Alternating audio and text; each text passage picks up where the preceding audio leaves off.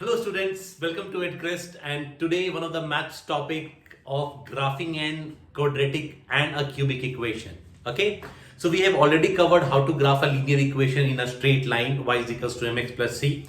You go plot the points and pull up a straight line, correct? So today's topic will be graphing an quadratic and cubic equation. Okay, so how do we make a quadratic equation? Okay, the quadratic equation is always in the form of y is equals to ax square plus bx plus c, where we all know that the value of a can never be 0. Correct? Why it is so said so that a cannot be 0? Because if a is 0, this will lead to a x square multiplied by 0 will be 0, and hence it will become a linear equation. Okay, that is why we say that in a quadratic equation a cannot be 0. Now a can be positive and a can be negative. So what is the impact it is going to have in while we graph an equation? So look here. Suppose if we say that you know that any quadratic equation is in the form of concave up or concave down, correct? Now if value of a is positive, which means if it is greater than 0, then your graph will be made like this. If a is positive, okay? While if a is negative, your graph will be something like this, okay? So this graph is a quadratic equation graph where your value of a is a positive and this is a negative. This is concave up, this is concave down. Or you can say a smiling graph and a sad graph, okay? Just for your learning purpose. Now you have to understand that this graph not necessarily it will cut your x-axis at 2 points. It might cut at 2 points, it might just come and touch the x-axis and go away, or it might not even touch the x-axis, okay? Or it might move left, right, this thing will happen, but the structure of this graph is going to remain intact, okay? Similarly, here also you are cutting the graph x-axis at 2 points. It can be just cut at touches us x-axis at 1 point, or it doesn't touch. Okay, same thing can happen, but this will be something concave down graph always when a is greater than 0 and a is less than 0. Okay. Now there are two things to understand here. First of all, if the a is greater than 0 or less than 0, we first need to figure out where it cuts my x-axis and where it cuts my y-axis. So wherever it cuts your y-axis, that is known as y-intercept, and wherever it cuts your x-axis, that is known as roots of a quadratic equation. Okay, so these are the two important things. If you are able to figure it out, then 80% of your graph is ready. Then the last part is just to find the vertex. Okay, let's see how to do this. See, if I say that my equation of the graph is y is equals to x squared minus 5x plus 6. Okay, so you are going to go to the graph paper, mark x-axis and y-axis. Okay, so I have marked only the positive part because I know it, okay, that this graph is only going to come in the first and the fourth quadrant. Also some part will come in the second quadrant. Okay, but let's see. So how to find the y-intercept? To find the y-intercept, we are going to put x is equals to 0. If we put x is equals to 0, it means value of y will be 0 minus 0 plus 6. So the value of y is 6. It means we get a coordinate 0 comma 6. And 0 comma 6 will be like 1, 2, 3, 4, 5, 6. This point is 0 comma 6. So the graph is going to come like this. It's a concave up graph. Why it is a concave up graph? Because you can see the value of a here is 1, which is positive. So it will be a smiling graph and it will cut this y-axis at point 0 comma 6. Now we have to find the x-axis, where it cuts the x-axis, which means we have to find the roots of the equation, also known as zeros of the equation. And how to do that? Simple, by factorizing or by using the formula method. See how we are going to do that. So the equation is y is equals to x squared minus 5x plus 6. When we wanted to find y, where it cuts y-axis, we made x as 0. Here we are going to find, so we'll put y as 0. So this will become x squared minus 5x plus 6 is equals to 0. Okay, now you have to split the middle term. You have to split the middle term. Okay, so x squared minus 3x minus 2x plus 6 is equals to 0. Try to solve the first two part. X comes common, x minus 3. Whatever is written here, write it here. X minus 3 minus 2 comes here. X minus 3 is common from both the ends and x minus 2 is equals to 0. So if you see from here, this comes as either x minus 3 is equals to 0 or x minus 2 is equals to 0, which means that x is equals to 3 or x is equals to 2. It means 1, 2. 2 is one of the roots and 3 is the another root. It means your graph is going to cut at point 2 and 3. Okay. So now let's make a graph. See, the graph is not going to be the exact graph, and the examiner is also not expecting you to make the exact graph. They only want you to understand where it cuts x-axis, where it cuts y-axis, and at which point it turns. Okay. So I'm going to try my best to give you the best graph. So this is a kind of graphical representation for x squared minus 5x plus 6. Now you know that in a quadratic equation, the graph is going to turn out from one point. It's going to make a U-turn from one point, correct? In a quadratic. In a cubic, it is from 2 points. In power 4, it will be 3 points. It can be 3 points, not necessarily. It has to be 3 points, okay, into the power 4. But in quadratic, always it has to turn from 1. It will always take a U-turn from 1 point, okay? Even with a concave down, it will take a U-turn from this point. And this point is known as the vertex of the equation, okay? And we have to find the coordinate of the vertex. So how do we find the coordinate of vertex is, see, 2 and 3 are the roots. So what we are going to do, we are going to find the middle value of 2 and 3, which is nothing but 2.5, which means my x will be 2.5, correct? So by just finding the average of the roots of your equation, you can find the x part of the x coordinate of the vertex or the abscissa of a vertex, correct? Now to find the y, we are going to use this equation again, and we are going to substitute 2.5 in place of x. So what we are going to do, y is equals to, in place of x I am going to put 2.5 whole square minus 5 times 2.5 plus 6. If you try to solve this, you get 6.25 minus 12.5 plus 6, which eventually you add this two part, it comes as 12.25 minus 12.50, which comes as minus 0.25. And it does make sense also. Why? Because y is minus and you can clearly see it's below x-axis, correct? So my y part will be minus 0.25. So this is your vertex, correct? So any quadratic equation can be plotted just by marking the y-intercept, marking the x-intercept, which are the roots of the equation, and pointing out the vertex, the point from where it turns. Okay? You can similarly go and make any graph. Okay? But sir, what now? Next question comes, in what cases it is going to just touch the x-axis? We'll see into that case. Okay? Let's see.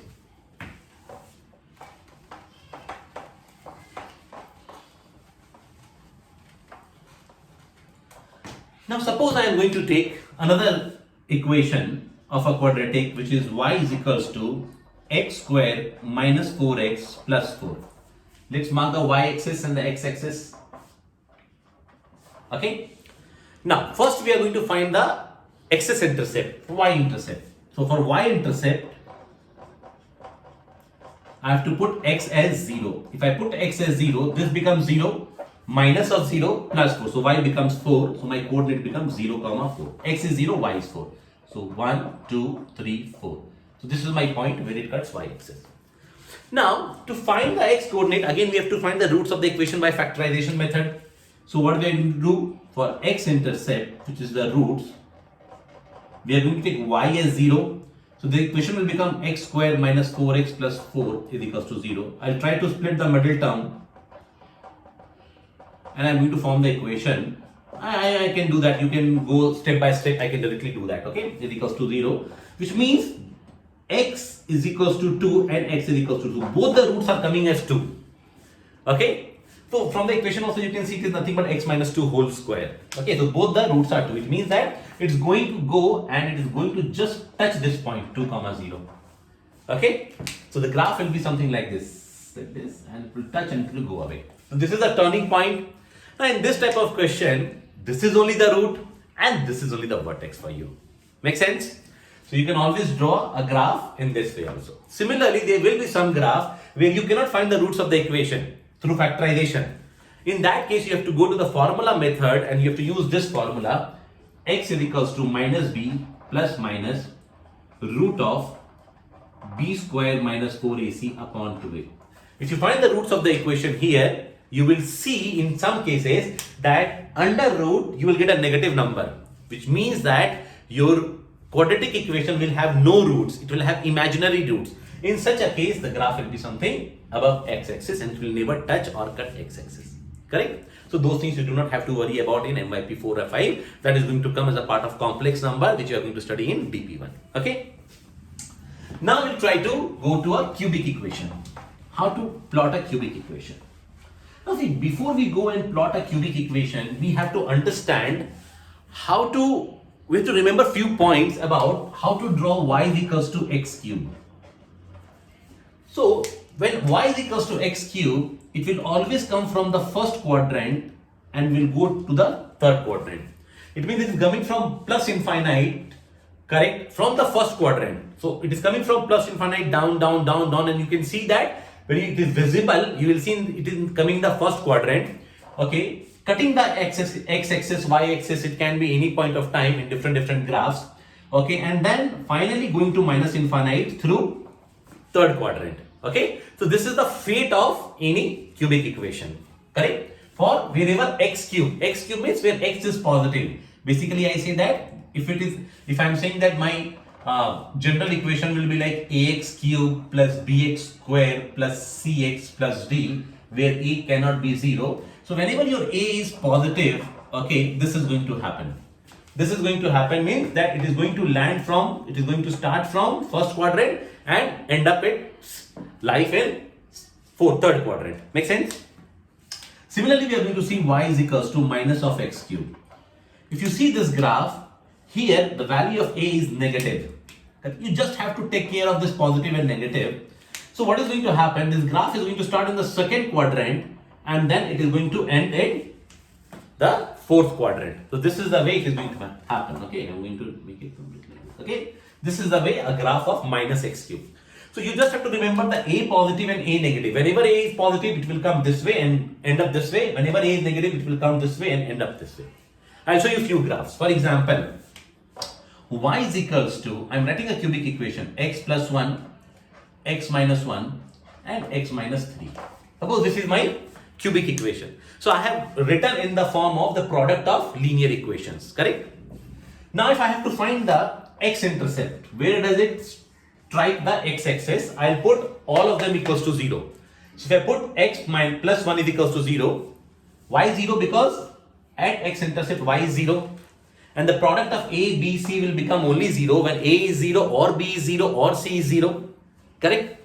So if I see that this part is equals to 0, it means x plus 1 is equals to 0. So x will be minus 1. So this point. If I say x minus 1 is equals to 0, it means x is equals to 1, which is this point. And if I say that x minus 3 is equals to 0, which means x is equals to 3, which is this point. Correct? So you have plotted your 3 roots of the equation.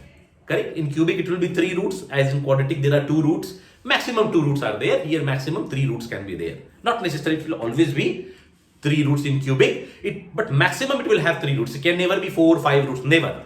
Yes, it can have 2 roots, it can have 0 roots, okay, but it will have maximum of 3 roots. Now we know that this type of graph always comes from this end, correct? So we are going to draw a rough graph saying that okay, it is going to come like this. Okay, it is going to cut my x-axis at 3, it is going to bounce back, it is going to get turned from middle of this 2, cut 1, go like this, and from here it is going to take a turn and come like this. So this will be your graph. Correct? So you got your x-intercept, y-intercept. How to get this point? You see, if you multiply all this part, plus 1 into minus 1 is minus 1, minus 1 into minus 3, you have to plus 1, minus 1 and minus 3. If you do this, it will come as 3 ones are 3 plus 3. So this point will come 0, 3. Okay? So this way we come and draw a cubic expression. I'll show you one more graph. Okay? Suppose this is y is equals to x plus 1, and this time instead of 1, I'm going to do 1 minus x. No, let me do it 4 minus x and x plus 3. Suppose this is your equation of a cubic. So I'm writing in the form of multiple of a linear equations, correct? If you try to draw the graph of this cubic equation, how you are going to do? Mark y-axis, x-axis. Find the roots of it. So how to find the roots? First of all, equate this whole thing to 0.